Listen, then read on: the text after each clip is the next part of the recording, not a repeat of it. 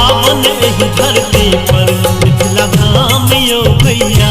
सबसे पावन एही धरती पर मिथिला धाम यो भैया। एहन सुंदर ने कोनो धाम यो भैया। एहन सुंदर ने कोनो धाम यो भैया। सबसे पावन एही धरती पर मिथिला धाम यो भैया। सबसे पावन एही धरती पर मिथिला धाम यो भैया।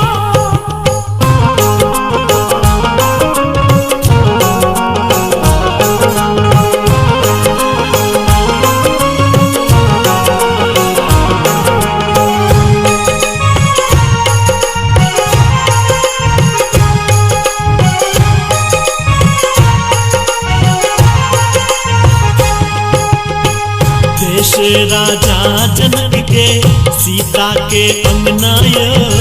विद्यापति के आंगन शंकर बनेला उगना यो।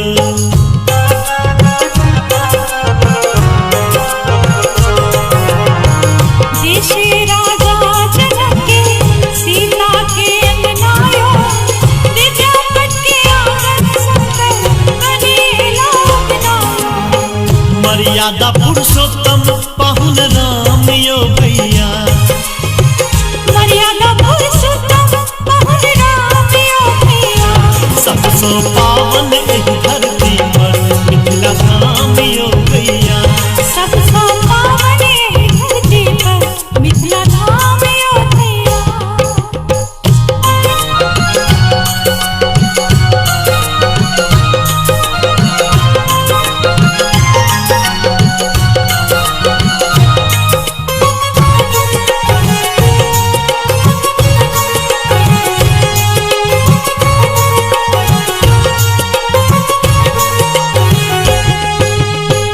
हमरा मिथिला में पंडित और मुनि ज्ञानी यो। साग खाए दिवस गमौला से अयाची नामी यो।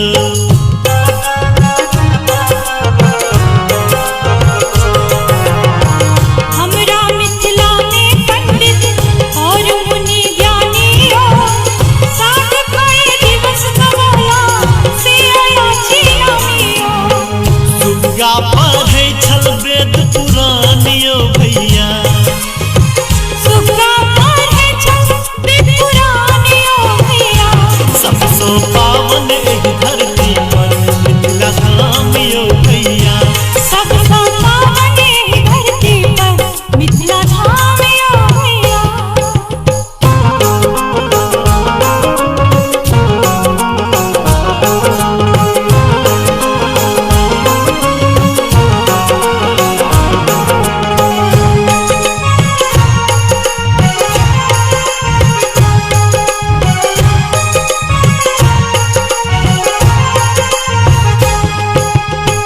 अपन मातृभाषा मैथिली सबकी यो बाजू यो।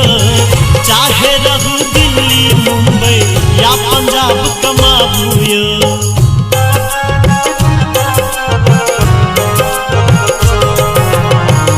अपन मातृभाषा मैथिली सबकी यो बाजू यो।